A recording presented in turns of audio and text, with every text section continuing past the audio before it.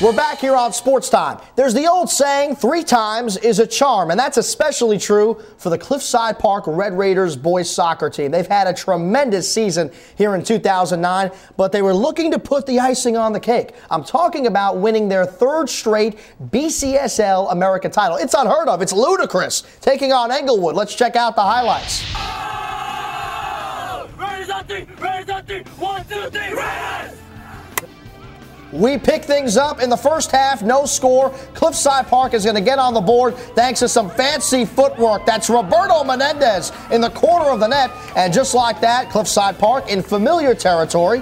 They're already winning. They're up 1-0. Later in the first, still 1-0. That's Kazim Uyaraglu, the feeder to Exal Paz, who puts it past the goalie, and it's 2-0 Cliffside Park at recess. Second half, much of the same for the Red Raiders. Sebastian Castrillon dials it up from long distance. That's a 20-yard shot. Are you kidding me? 3-0 Cliffside Park. Later in the second, this is soccer's version of the give and go. There's the give and there's the go, and Exal Paz puts it in for the score, his second goal of the game. It's 4-0 Red Raiders cruising. It's still 4-0. On the corner kick, watch Giuseppe Fabrizio. The back of his heel he's going to use to shoot the shot. His back is towards the net, folks. It's a trickler, and it's good. A tremendous goal by Giuseppe Fabrizio. And Cliffside Park, for the 3rd straight year, is your BCSL American champs in boys soccer. Congratulations to Cliffside Park. And what a year it's been. We said that 3 times is a charm. Like we said, 3 straight BCSL American titles. They've also scored 3 or more goals in 10 of their 12 games this season. And of course, if you're Jim Fusey, you want to win your next 3 games in order to win the county title. They need 3 big wins in the county tournament. So 3 times is a charm for Cliffside Park. And speaking of charm, we welcome back in one of the most charming men I know in North Jersey. That's Corey Doviak of NorthJerseySports.com. You're back for the second time today. This is like a record. I don't even know how to react to that, Jack. My head's going to be so big, it's not going to be in the camera shot here. You know, charming, heartbreaker. I mean, what else? You must be talking to my wife. I think that's what. Maybe, or she might have paid me off. Right. Well, Corey, Cliffside Park, what a run. I mean, 3 straight BCSL American titles. They've reached the county quarterfinals now 8 straight years. How good is this team? This team is very good, obviously. 8 straight quarterfinal appearances in the Bergen County. It's the longest active streak. You know, you might not think about it because Ramapo 2 years ago lost to Englewood before they got to the quarterfinals. And I think it was 3 years before that, Indian Hills pulled one of the shockers in the history of the Bergen County tournament when it beat Bosco. So both of those 2 programs that you might think would own that record, it's really Cliffside Parks. And Cliffside has just done such a great job of staying focused. I mean, undefeated through this point of the season. They're getting a lot of accolades from a lot of sources. But, you know, Jim Fusey just keeps them grounded, keeps them moving forward, and is a great motivator. But they do have a tall task ahead. You know, they've conquered the BCSL American title, but now it's time to play the big boys. It's the county tournament, some of the best competition in the state, and they have a tough quarterfinal draw as they play Bergen Catholic, a team that's the 7th seed, but they're a lot better than that 7th seed might suggest. There's no doubt about it. Bergen Catholic is playing in its first and only season in the NBIL, which is traditionally one of the strongest public school leagues in New Jersey, let alone North Jersey. All they've done is walk into that league. They haven't lost since the 2nd game of the season against Ramapo. They have 2 great players in Keegan Carter and David Najem. Both of them are going to be playing high-level college soccer. So, yeah, you look at the draw. Hey, we're the number 2 seed. Congratulations, you got Bergen Catholic in the quarterfinals.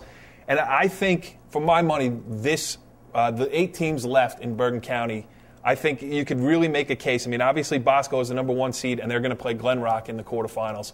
But other than that, the other 6 teams, the other 3 games are going to be great games, and the other 6 teams, you can throw 7 teams with a real legitimate chance to win the whole tournament. I'm excited for the quarterfinals. You're exactly right. It's basically 3 championship games when you think about it. Yeah, but I mean, you break down the draw. If Ramsey played Wallington in the Bergen County final, people would want to go see it and would think it would be, you know, what the small school Wallington story, undefeated. They're the BCSL National Division champion because they beat Harrison. They swept them this year, a game that we covered on NorthJerseySports.com. They beat them rather handily second time around. Then you look at Ramapo Bergen Catholic. I mean, you really don't have to say more than that. Ramapo is the best public school program in the history of Bergen County boys soccer. Bergen Catholic has to make no apologies to anyone for their the success in their history. And then Cliffside Park Bergen Catholic. I mean, really, it's a tremendous field.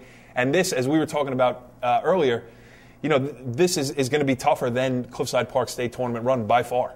Yeah, it's good. Definitely a tall jug of water, as we like to say. a tough task, certainly, for Cliffside Park. But let's talk about the state tournament for a second. It's a little ways away, but obviously they have to have on their mind, in addition to this county tournament, winning a second straight state tournament. Something very hard to do in New Jersey. You got a lot of tough competition. No doubt about it, but like we were talking about earlier with Jim Fusey doing a great job of keeping those kids focused, I really think that the state tournament at this point is the furthest thing from their minds because, I mean, obviously, you got Bergen Catholic waiting on Sunday in the Bergen County quarterfinals. But other than that, when you look at the state bracket as a whole, Cliffside Park has done real well in the state tournament in the past, and I would expect that to continue this season. But soccer's a funny game. You can win the shots on goal category by 20-1 and lose 1-0. So just because you're the better team does not always mean you're going to win the game. But Cliffside Park obviously has done a great job of making its own breaks, getting the bounces to go its way, and you do that through hard work. Now, compared to some years past, they've had really 3 very successful seasons recently, and they've always been a very good soccer program. How would you compare this year's team to some teams in years past? Well, I think this year's team, I did an interview with Jim Fusey last week after they won in the round of 16 at the Bergen County tournament, and he was going over some of the injuries that they've had on their team this year. And, X-Paz with the ankle and some other, key players, a broken thumb, 2 guys actually with thumb injuries that are hurting them.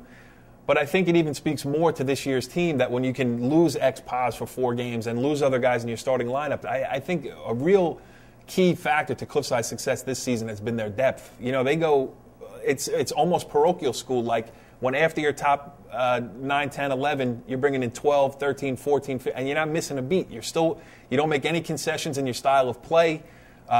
You give away nothing to, sometimes, especially, we're talking about Cliffside Park as a Group 2 school. Obviously, it's one of the smaller schools in smaller public school brackets. And depth like that is normally what you see in a parochial school, like a Don Bosco, where the 15th guy off the bench is going to step right in and maybe go get you a goal. Cliffside Park really has that uncanny ability for a small school to be able to do that this year. And I think that's the strength, maybe where it stands out against some of the teams from the past, which have always have had 11 good players, maybe 12 and 13. I think this one goes 14, 15, 16 players deep. Corey Doviak, the heartbreaker, the charmer, the good Samaritan. I don't know what else I have to say. They'll have to pay me more money to say more good things about you. But thanks for joining us. Thanks, Jack. Always a pleasure, man. That's Corey. He's at NorthJerseySports.com. Be sure to check him out. It's your high school sports address, NorthJerseySports.com. Let's go back to football. Hackensack taking on Bergen Catholic. And let's go to Oradell, New Jersey. Bergen Catholic's Doug Rigg is the second leading running back in Bergen County, and in the first quarter, he shows why. This guy has got more moves than a Paula Abdul music video. Spins, and he's going to go 38 yards for the touchdown, and just like that, it's 14-0 Crusaders. But watch it again, folks. He's supposed to be tackled for a loss here. This is just ridiculous. And Riggs somehow manages to escape the tackle and go 38 yards to the post. On the next Crusaders possession, they do it in the air. That's Mike Halligan to Tanner McAvoy, 7 yards for the score. It's 21-0 Bergen. You're beginning to notice a trend here. Second quarter, more from Halligan and the Crusaders. He's going to find Spencer Kulskar, who's going to take it 38 yards for another Crusaders score. And that's going to be pretty much how the game went.